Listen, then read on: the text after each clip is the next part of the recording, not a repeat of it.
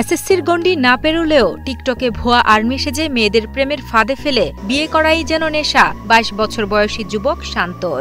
Relation করছি 5-6টা। মেয়ের আগে ওই মেয়ের সাথে রিলেশন ছিল। সেনাবাহিনী ড্রেস পরে আমি আমার কোনো ড্রেস নেই। আমি ওই যারা ভিডিও করতো ওখান থেকে ডাউনলোড দিয়ে ছাড়ছিলাম, কিন্তু আমার কোনো ড্রেস নেই, ইউনিফর্ম নেই। সেনাবাহিনীর পিকের এডিট করছিলাম, কাট এডিট করছিলাম, এটাই এর জন্য গ্রেপ্তার। এটাই হলো মূল।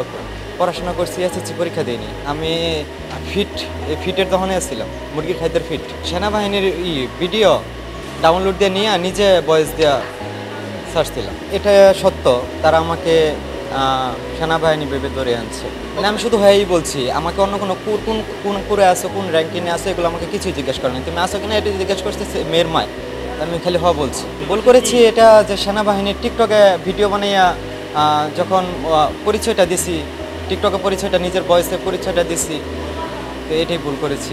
পেশায় মুরগির খাবার বিক্রি করা ফিট কোম্পানির সামান্য একজন কর্মচারী, কিন্তু টিকটকে নিজেকে বাংলাদেশ সেনাবাহিনীর সদস্য হিসেবে পরিচয় দিতেন ময়মনসিংহ জেলার ফুলবাড়িয়া এলাকার শান্ত। বিশ্বাসযোগ্যতা বাড়াতে ভুয়া সেনা সদস্যের কার্ড বানিয়ে ও ফুটপাত থেকে সেনাবাহিনীর লোগো খচিত গেঞ্জি, মাস্ক কিনে সেগুলো পরে ভিডিও বানিয়ে টিকটকে পোস্ট করতেন এই তরুণ। শুধু তাই নয়, অন্য সেনাবাহিনীদের টিকটক ভিডিও ডাউনলোড করে এডিট করে নিজের মুখ বসিয়ে সেই ছবি বা ভিডিও মেয়েদের কাছে পাঠিয়ে প্রলুব্ধ করে গড়ে তুলতেন প্রেমের সম্পর্ক। প্রেম গভীর হলে এক পর্যায়ে দিতেন বিয়ের প্রস্তাব। এভাবেই করতেন একের পর এক বিয়ে। আমার যে খালাতো বোনের সাথে ওর সাথে টিকটকে ফ্রেন্ডশিপ হয়েছে, তারপর ও খালাতো বোনের সাথে ওর সাথে সম্পর্ক হয়েছে, তারপর ও যাইয়া বলছে যে ওরে বিয়ে করবে, আর ওই ফ্যামিলি ওরে দেখার জন্য আনছিল। ও যাইয়া সেনাবাহিনীর লোগো, সেনাবাহিনীর মাস্ক, সেনাবাহিনীর ভোটার আইডি কার্ড, সেনাবাহিনীর ঘড়ি, বিভিন্ন ড্রেস, এগুলো টি শার্ট, এগুলো ব্যবহার করে ওই প্রতারণা করে।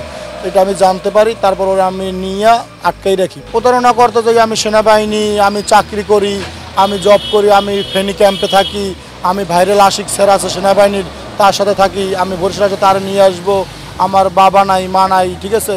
তারপর ও যাইয়া একটা বাড়ির যাইয়া ঘরের ভিতরে ফার্নিচারের ছবি তুলে দেখাইতো যে এই ঘর বাড়ি এগুলো সব আমার, এভাবে বলতো।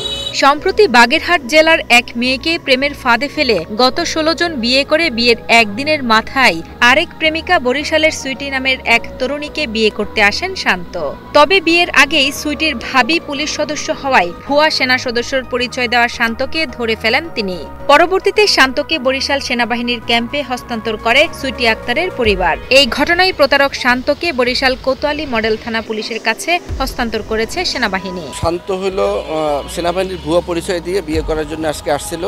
মেয়ের সাথে তার সাথে পরিচয় ছিল দীর্ঘদিনের, কিন্তু ওর সাথে পরিচয় দিয়েছিল সেনাবাহিনীতে চাকরি করে।